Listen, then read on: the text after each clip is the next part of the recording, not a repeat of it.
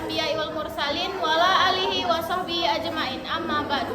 Pertama-tama puji dan puji syukur kita atas kehadiran Allah Subhanahu wa taala yang mana kita dapat berkumpul di kelas kita yang sangat kita cintai ini. Yang kedua, salawat berangkaikan salam tak lupa kita hadiahkan kepada Nabi besar Muhammad sallallahu alaihi wasallam supaya kita kelak mendapat syafaatnya di hari akhir. Amin amin ya rabbal alamin. Yang ketiga, yang saya hormati Ibu dosen yang tidak dapat yang berhalangan hadir hari ini, dan yang saya sayangi teman-teman sekalian.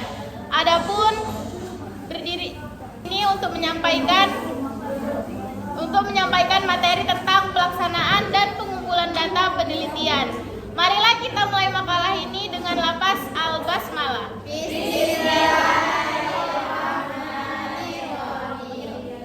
Adapun materi yang pertama akan saya jelaskan.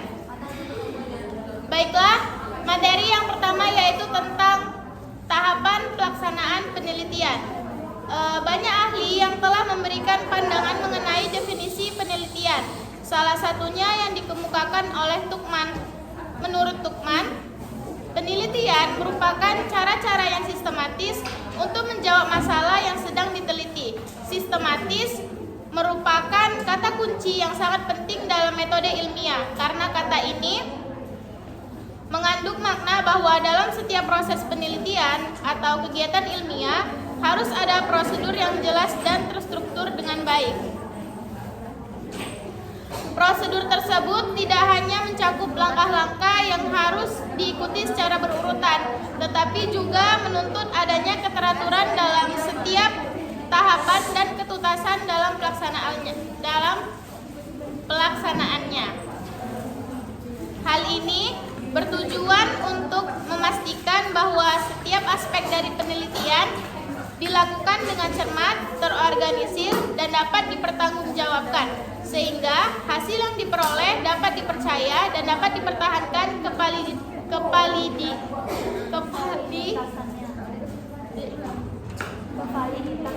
kevaliditasannya.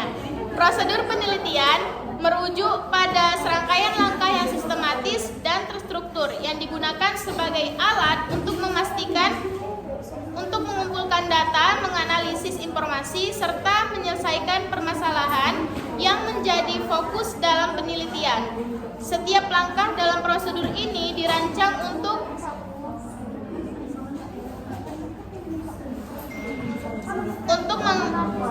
dirancang dengan hati-hati agar dapat menghasilkan informasi yang valid dan relevan.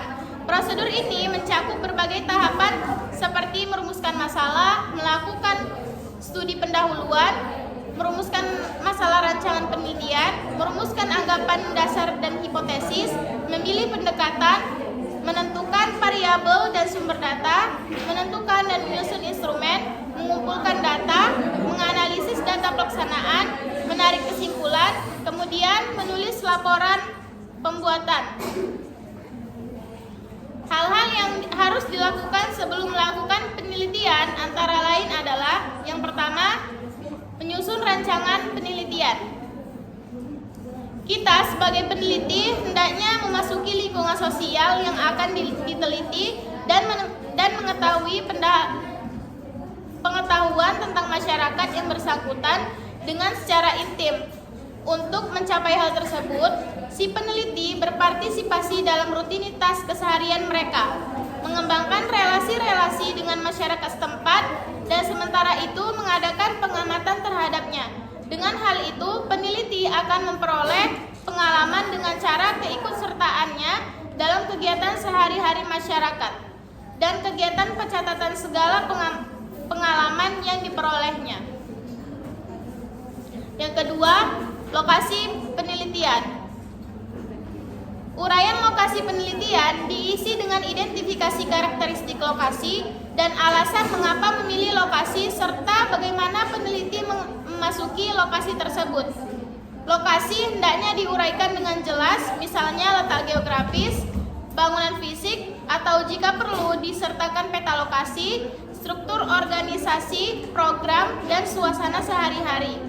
Pemilihan lokasi harus didasarkan pada pertimbangan-pertimbangan kemenarikan, keunikan, dan kesesuaian dengan topik yang dipilih.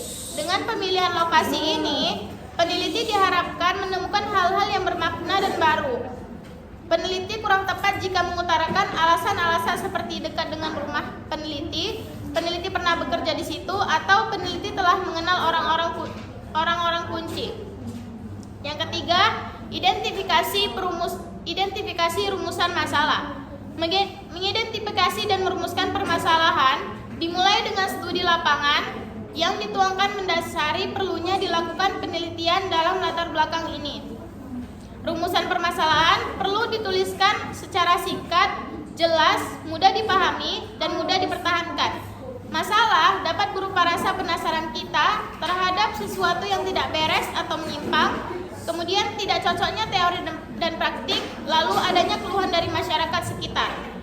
Mengidentifikasi masalah dilakukan dengan pelacakan dan penemuan masalah yang akan diteliti. Tujuan identifikasi adalah untuk memperjelas arah permasalahan yang akan diteliti dan mempermudah peneliti itu sendiri. Dari identifikasi masalah tersebut biasanya akan terlihat dalam batasan masalah. Dengan kata lain, bisa dikemukakan bahwa yang perlu disajikan dalam identifikasi masalah adalah apa yang membuat peneliti merasa gelisah dan resah sekiranya masalah tersebut tidak diteliti. Yang keempat, penentuan kegunaan penelitian. Dalam bagian ini perlu ditunjukkan manfaat atau faedah yang diharapkan dari penelitian ini. Secara garis besar, kegunaan penelitian harus mencakup pengembangan ilmu pengetahuan dan memecahkan masalah yang diteliti. Kegunaan penelitian ini diarahkan kepada pengembangan akademis dan manfaat bagi yang membaca laporan tersebut. Yang kelima, penyusunan hipotesis penelitian.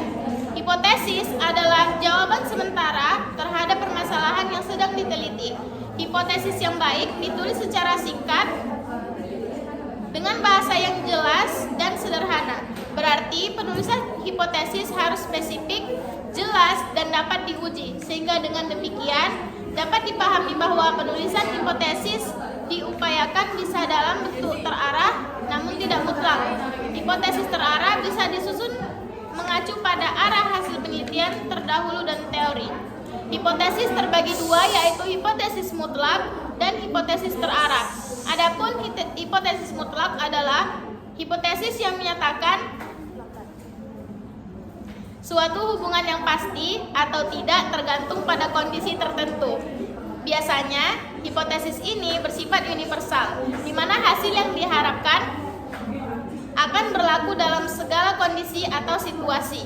Hipotesis terarah mengacu pada hipotesis yang menyatakan suatu hubungan atau perbedaan yang spesifik dan memiliki arah yang jelas. Artinya, hipotesis ini memberikan dugaan arah tertentu dalam hasil penelitian. Apakah ada peningkatan, penurunan, atau perubahan dalam suatu variabel yang diamati. Yang keenam, pelaksanaan di lapangan. Pelaksanaan di lapangan merupakan tahap kritis dalam penelitian, di mana rencana yang telah disusun sebelumnya diterapkan dalam praktik.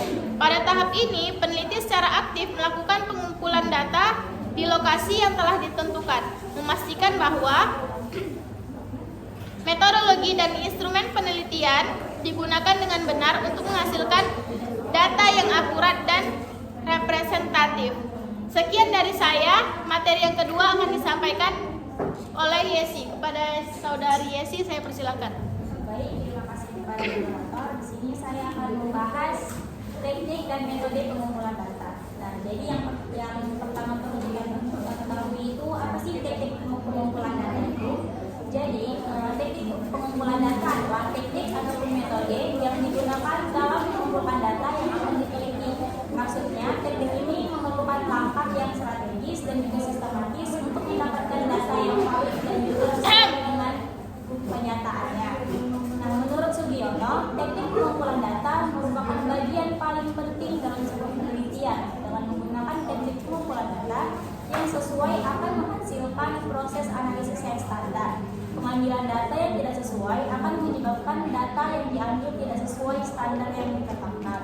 Nah, jadi ini tuh bukan cuma soal mengumpulkan data asal, tapi ada cara dan prosedurnya yang harus sesuai dengan standar ilmiah. Misalnya nih, kita lagi meneliti tentang kebiasaan anak-anak SD dalam menggunakan gadget. Nah, kita nggak bisa cuma sekedar tanya satu anak terus sambil nanya kamu main HP berapa jam sehari, seperti itu.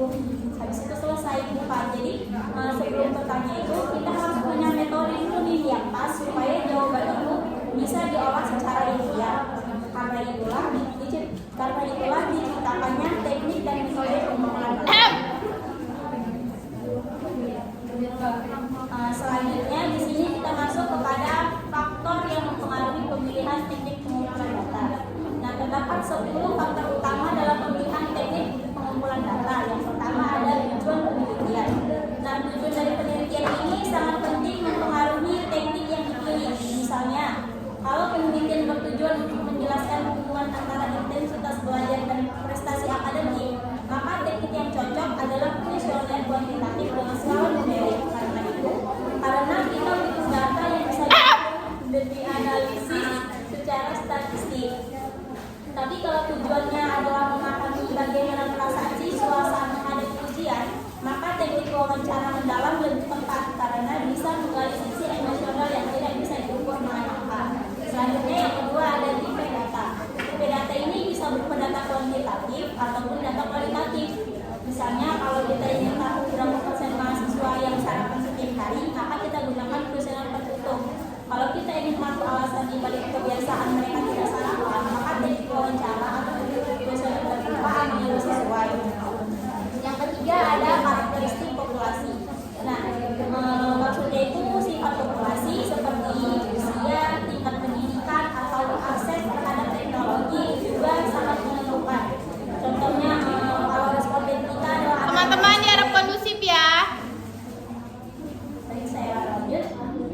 Contohnya kalau responden kita itu anak-anak SD, maka menggunakan wawancara langsung lebih cocok karena mereka belum paham cara mengisi kuesioner dengan baik dan benar. Sebaliknya kalau narasumber kita itu mahasiswa, maka pilihan teknik kuesioner online lebih efisien karena mereka sudah terbiasa menggunakan teknologi. Dan yang keempat ada sumber data yang tersedia. Sumber daya yang tersedia. Dari sini itu sumber daya yang tersedia itu maksudnya waktu, dana, tenaga peneliti dan juga peralatan yang dimiliki. Ini merupakan faktor yang sangat realistis dan seringkali ini penentu utama di lapangan. Kalau sumber daya kita terbatas, misalnya kita hanya punya waktu 1 minggu dan dana terbatas, maka kita akan memilih teknik yang murah, cepat dan praktis tentunya. Contohnya itu kayak kuesioner online yang bisa kita buat melalui Google Form, yang tidak butuh biaya cetak, transportasi dan atau alat khusus. Selanjutnya ada keterlibatan responden. Nah, beberapa teknik membutuhkan keterlibatan yang tinggi, misalnya wawancara yang mendalam, itu responden yang benar-benar mau meluangkan waktu dan terbuka dalam menjawab. Yang selanjutnya itu ada etika penelitian.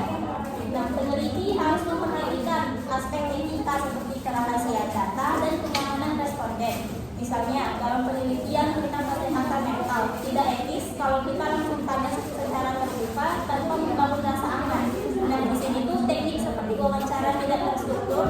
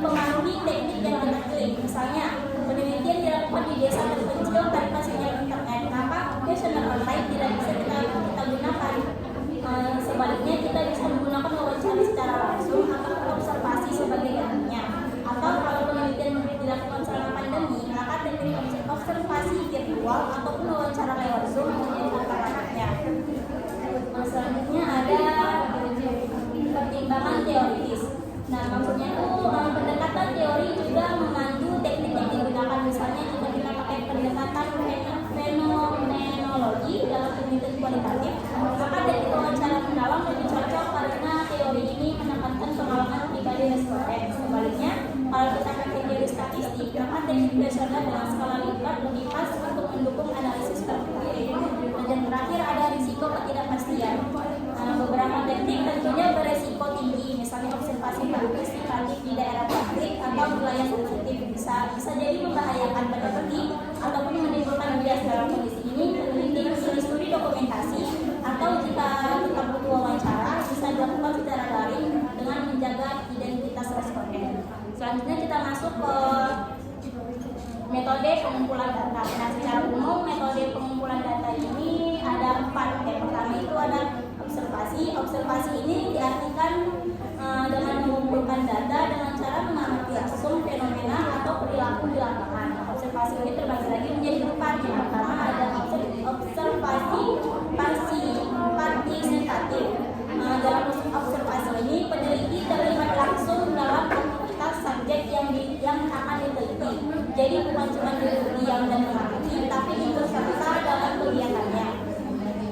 Dan yang kedua itu ada observasi non partisipatif. Nah, observasi ini kebalikan dari yang sebelumnya. Peneliti hanya menjadi pengamat dari luar tanpa terlibat langsung.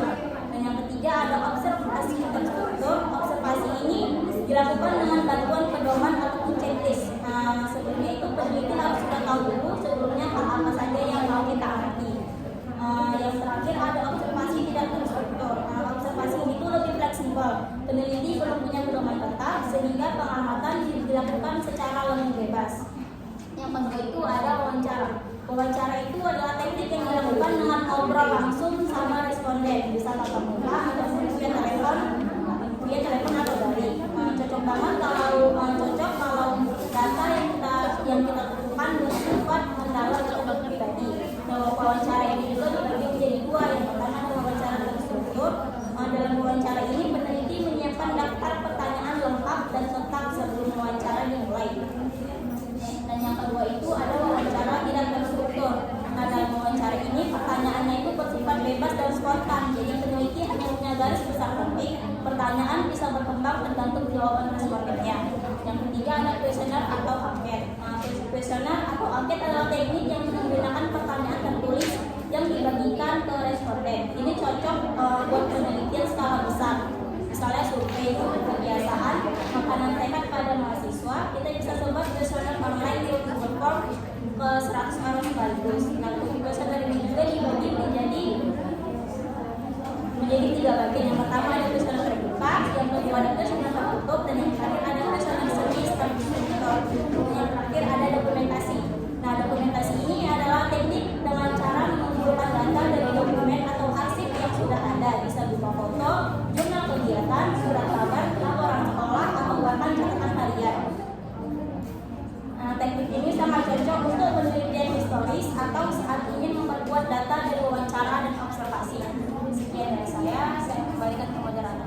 Terima kasih kepada Saudari Yesi. Materi yang selanjutnya akan disampaikan oleh Dea Hunaya. Kepada Dea Hunaya, saya persilakan.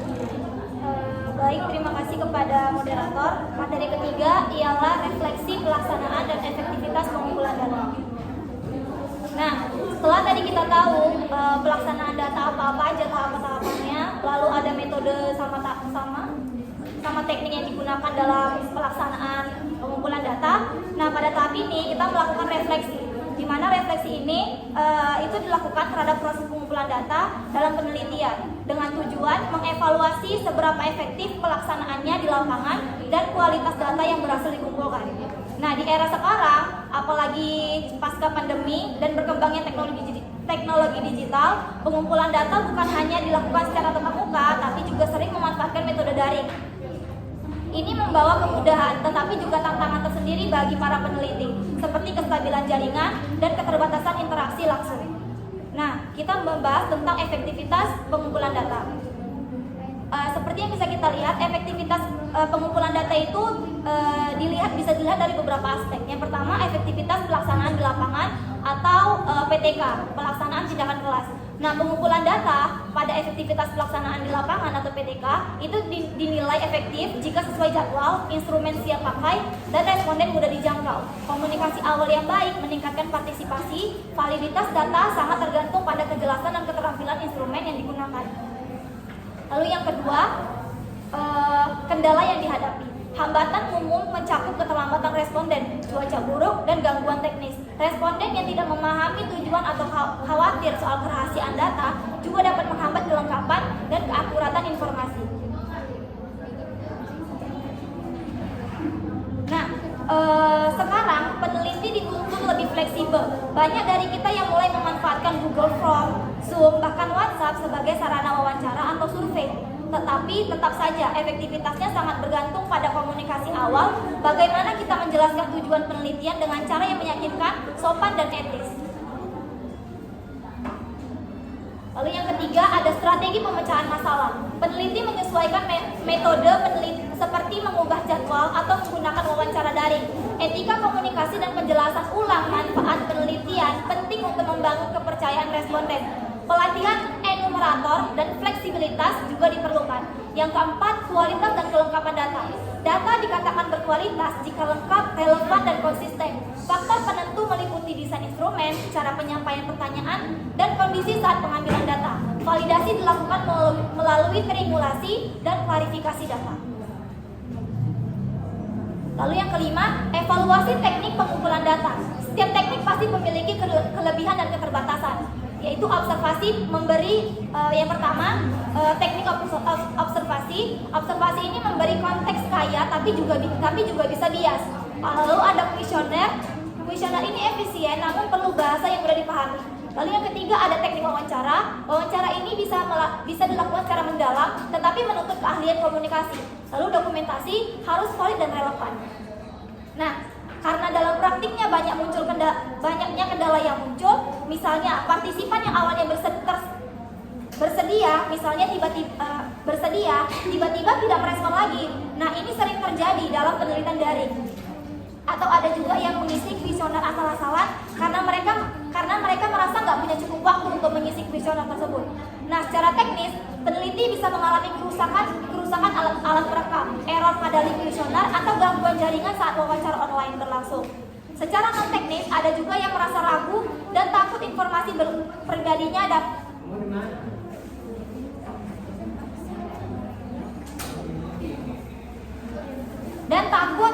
informasi pribadinya disalahgunakan dan digunakan untuk keperluan digunakan untuk keperluan akademik. Nah, dari kendala-kendala tadi, untuk mengatasi kendala tersebut, peneliti harus menyiapkan strategi yang adaptif. Contohnya, jika wawancara tatap muka tidak memungkinkan, kita bisa menjadwalkan wawancara via video call. Jika responden sulit dihubungi, kita bisa mengubah waktu pendekatan atau mencari pengganti yang sesuai kriteria. Nah, yang ketiga, jika alat perekam rusak, kita bisa mencatat secara manual atau menyiapkan cadangan rekaman lewat HP atau handphone. Selain itu, kita juga bisa melakukan pelatihan kecil untuk anggota tim yang terlibat dalam pengumpulan data agar mereka memahami cara bertanya yang netral, tidak menekan, dan tetap sopan. Hal-hal kecil seperti ini bisa berdampak besar pada kualitas data yang ingin dikumpulkan oleh peneliti. Nah, kualitas data bisa dilihat dari beberapa indikator. Yang pertama, apakah semua pertanyaan terisi dengan lengkap? Yang kedua, apakah jawaban yang diberikan koheren? Dan yang ketiga, apakah data yang terkumpul benar-benar relevan dengan fokus penelitian yang ingin diteliti? Nah, masalah yang sering muncul ini sekarang adalah responden menjawab terburu-buru atau hanya sekedar formalitas. Maka penting bagi kita untuk menyusun pertanyaan yang tidak multitafsir, tetapi tidak terlalu panjang, serta sesuai dengan konteks sosial budaya responden. Untuk memastikan validitas, kita bisa melakukan triangulasi data, yaitu mencocokkan hasil wawancara dengan observasi atau membandingkan jawaban antar responden untuk melihat konsistensi. Nah, terakhir, kita juga bisa merefleksikan teknik pengumpulan data yang digunakan. Seperti tadi yang dijabarkan oleh Yesi dan yang tertera di PPT, ada 4 evaluasi teknik pengumpulan data. Saya jabarkan kembali. Yang pertama, observasi. Observasi ini cocok untuk situasi di mana kita bisa melihat langsung aktivitas responden, tapi perlu objektivitas yang tinggi sehingga konteksnya tuh nggak bias. Lalu yang kedua ada kuesioner.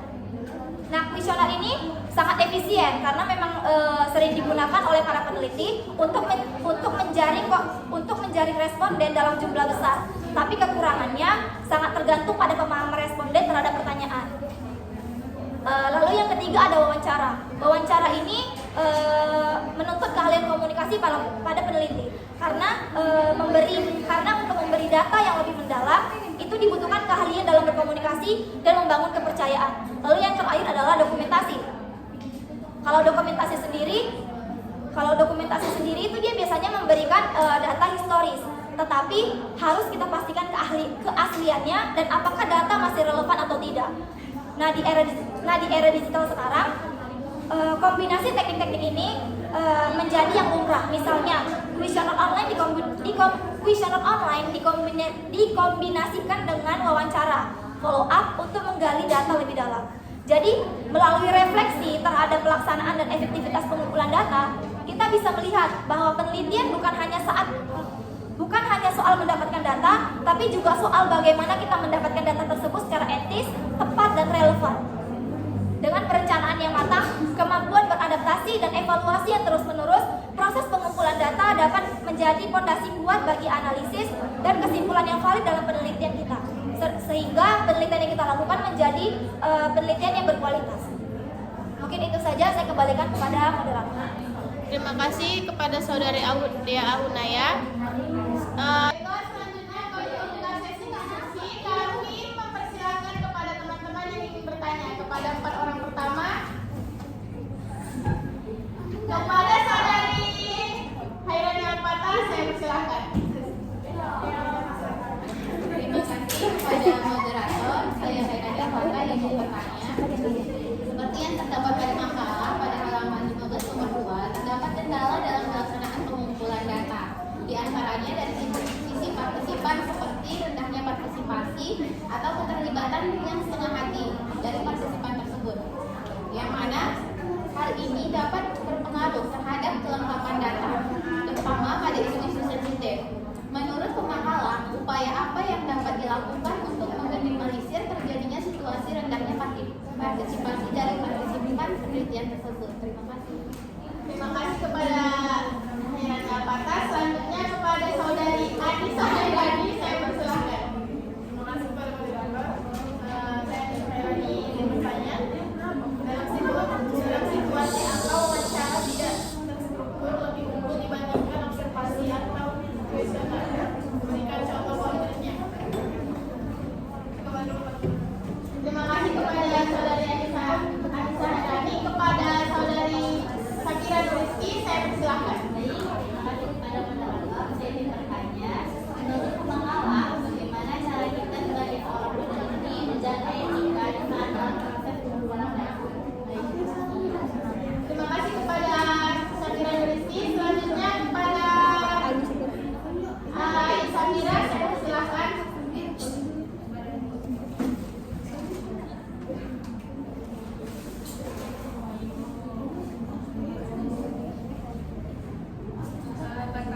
Saya Safira yang bertanya, menurut pemakalah bagaimana seorang peneliti dapat menentukan teknik pengumpulan data yang paling tepat dari berbagai pilihan yang ada?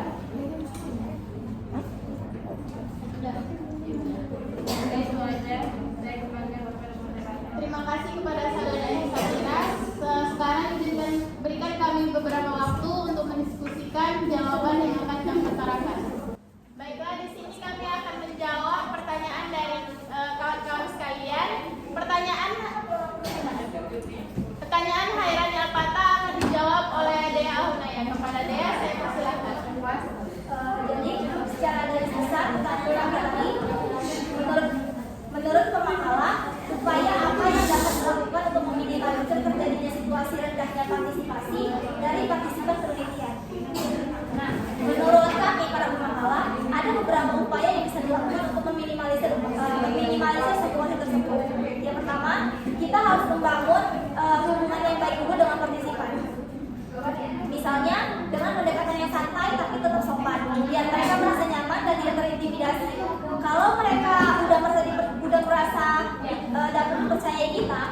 mereka biasanya akan jauh lebih terbuka jika kita mengajukan beberapa pertanyaan kepada mereka. Lalu yang kedua, kita juga perlu menjelaskan secara transparan tujuan penelitian yang akan kita lakukan. Bagaimana data, terus bagaimana data bisa dilakukan, bagaimana data dapat diimplementasikan, dan meyakinkan bahwa identitas mereka akan dirahasiakan. Itu penting, Mbak. Itu penting kali buat membangun perasaan aman dari partisipan. Lalu yang ketiga, dalam hal teknis, kita bisa buat pertanyaan yang disusun dengan bahasa yang ringan dan tidak menghakimi. Apabila pertanyaan tadi memang bersifat agak sensitif soal agama contohnya, jadi kita bisa membuat bahasa yang memang lebih ringan dan dapat mereka terima. Apalagi kalau topiknya sensitif, jadi partisipan nggak merasa terintegrasi atau dipojokkan. Lalu yang terakhir atau yang keempat, kita juga harus fleksibel soal waktu dan metode pengumpulan data. Kadang partisipan kurang antusias bukan karena mereka nggak mau, tapi karena waktunya yang nggak pas. Jadi kita bisa atur ulang waktu wawancara atau bahkan kasih pilihan metode paling nyaman buat mereka. Misalnya kayak awalnya kita mau kasih wawancara, tapi mungkin mereka nggak ada waktu, kita kasih kuesioner atau mulai video call. Pokoknya hal-hal yang memang udah canggih sekarang digunakan. Nah, dengan 4 ini harapannya partisipan bisa lebih aktif dan lalu data yang dikumpulkan juga lebih lengkap dan valid. Mungkin itu aja. Saya kembalikan kepada beberapa. Bagaimana Pata? Apakah jawabannya bisa diterima? Terima kasih Pata.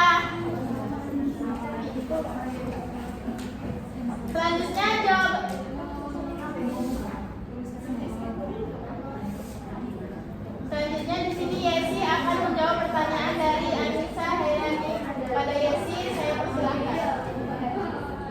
Di sini saya akan menjawab pertanyaan dari Anissa Hairani, yang mana pertanyaannya itu dalam situasi apa wawancara tidak terstruktur lebih unggul dibandingkan observasi atau kuesioner.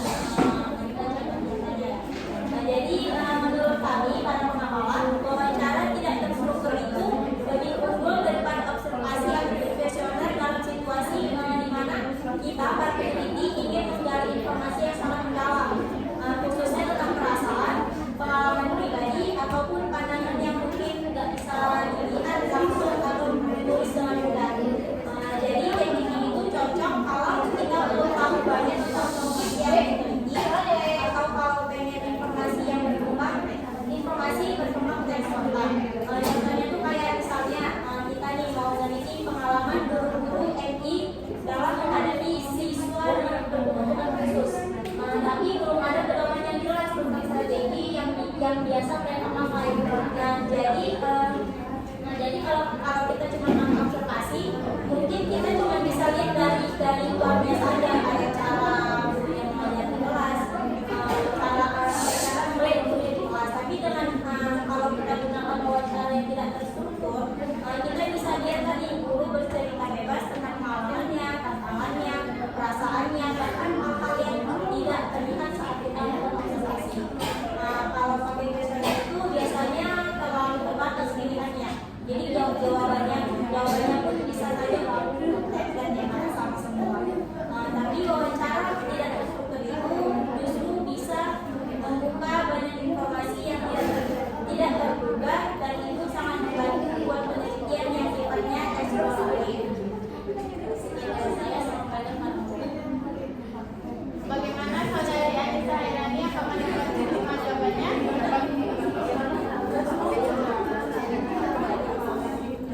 Terima kasih. Selanjutnya pertanyaan dari Ayu Sapira akan saya jawab sendiri.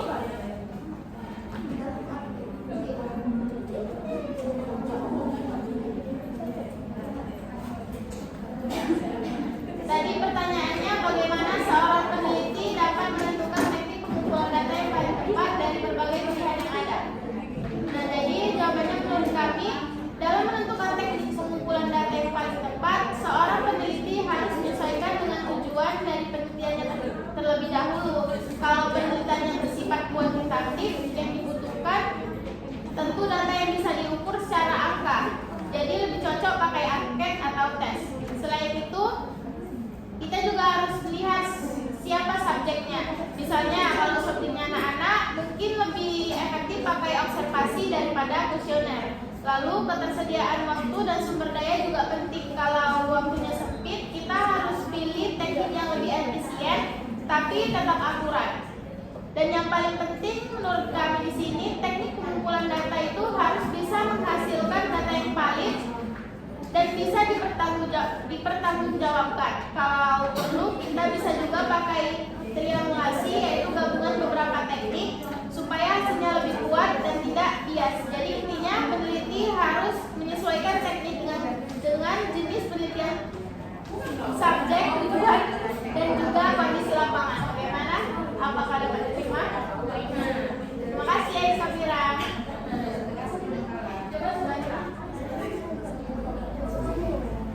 Selanjutnya pertanyaan dari saudari Safira Nuriski akan dijawab oleh Dea Ahunaya. Kepada Dea, saya persilakan. Baik, pertanyaan terakhir dari Safira Nuriski. Pertanyaannya, menurut Pemakala, bagaimana cara kita sebagai seorang peneliti menjaga etika di saat proses pengumpulan data dilaksanakan? Nah, kalau menurut kami pribadi, menjaga etika dalam proses pengumpulan data itu pasti sangat penting, sudah pasti. Apalagi sebagai peneliti, kita berhadapan langsung dengan masyarakat. Jadi, sebagai mereka sebagai objek yang mau meneliti, itu pasti punya adat privasinya masing-masing. Jadi ada beberapa hal yang memang perlu kita jaga dari mereka. Yang pertama, udah pasti yang memang harus dalam sebagai peneliti, kita harus minta izin terlebih dahulu. Izin ini bukan serta-merta hanya meminta izin aja, tapi juga menjelaskan dulu tujuan penelitian kita apa secara jujur kepada responden. Jadi mereka tahu nih data apa yang mau kita ambil, dan mereka juga tahu apa data yang memang harus mereka kasih. Jadi mereka nggak merasa dibohongi akhirnya. Lalu yang kedua, kita juga harus jaga kerahasiaan data pribadi. Misalnya, kalau narasumber cerita hal-hal yang sensitif, kita nggak boleh, benar-benar nggak boleh sembarangan menyebutkan identitas mereka dalam laporan kalau memang mereka minta kerahasiaan tersebut. Lalu yang ketiga, penting juga untuk menghargai waktu dan kenyamanan mereka. Kalau kita menggunakan metode atau teknik wawancara ataupun observasi, kita harus tahu kapan waktu yang tepat dan nggak memaksa mereka kalau mereka sedang nggak bersedia untuk diwawancarai atau diteliti. Lalu yang keempat, kita harus bersikap netral dan tidak mengarahkan jawaban. Maksudnya itu, misalnya kita memberikan pertanyaan. Nah, pertanyaan tadi itu usahakan pertanyaan yang memang bisa memunculkan pertanyaan baru. Tapi bukan berarti kita tuh bersikap seolah-olah kita pro ke mereka atau kontra ke mereka. Usahakan pertanyaan tadi mengarahkan ke mereka untuk memberi jawaban yang memang kita mau. Jadi pertanyaan tadi bukan bersifat abstrak, tapi pertanyaan tadi kalau bisa satu arah. Apa yang mau kita teliti, itu yang harus kita dapatkan dari mereka jawabannya. Jadi sebagai peneliti, kita bukan hanya menggali informasi sebenarnya, tapi juga mempengaruhi mereka sebagai objek yang mau diteliti. Menurut saya, dengan menjaga hal itu, kita bisa tetap profesional dan bertanggung jawab sebagai peneliti. Mungkin itu saja saya kembalikan kepada Anda. Terima kasih kepada Dea Ahunaya, kepada saudari Safira Nuriski. Apakah ada pertanyaan? Terima kasih.